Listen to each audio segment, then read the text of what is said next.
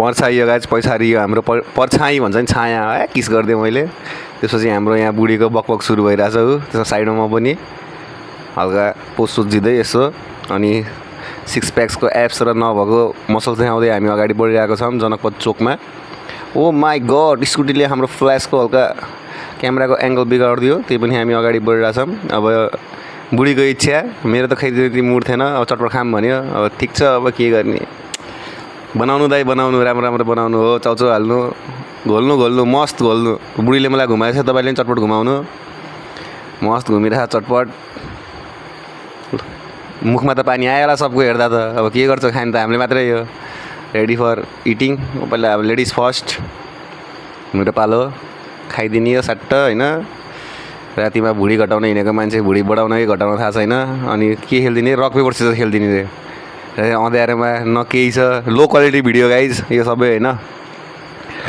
अब उसले जित्यो खुसी भएछ उसको अब त्यहाँ होइन पारा देखिरहेछ ओहो खाना पाएँ फर्स्टमा म भनेर। त्यहाँदेखि अघि नै भन्थेँ नि मैले लेडिज फर्स्ट भनेर लेडीलाई दियौँ पहिला हामीले ल खाऊ मोज गर। अब हुन्छ असली खेल सुरु रमाउनु दियो रमाउ चाहिँ मोजै गर।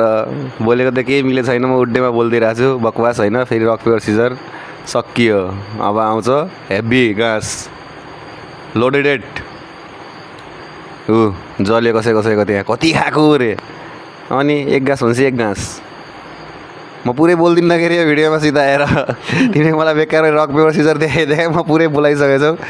म भ्याइयो मेरो म बोल्दिनँ अब म खाइरहेको छु।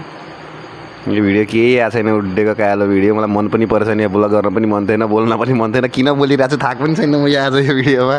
तर मलाई मजा पनि आइरहेको छ कि बोल्दा रक पेपर सिजर मैले जितेँ मैले भने नि एक्चुअली लेडिजलाई दिने हो। त्यसपछि नाटक देखाएर केही हुन्न के भिडियोमा अब पैसा हाल्दै मात्रै हो ओहो यो लभ सिन्स मलाई आँसु आइरहेको छ आफ्नै भिडियो देखेर गाइज पाइट किन्ने सक्छ पाइट किन्ने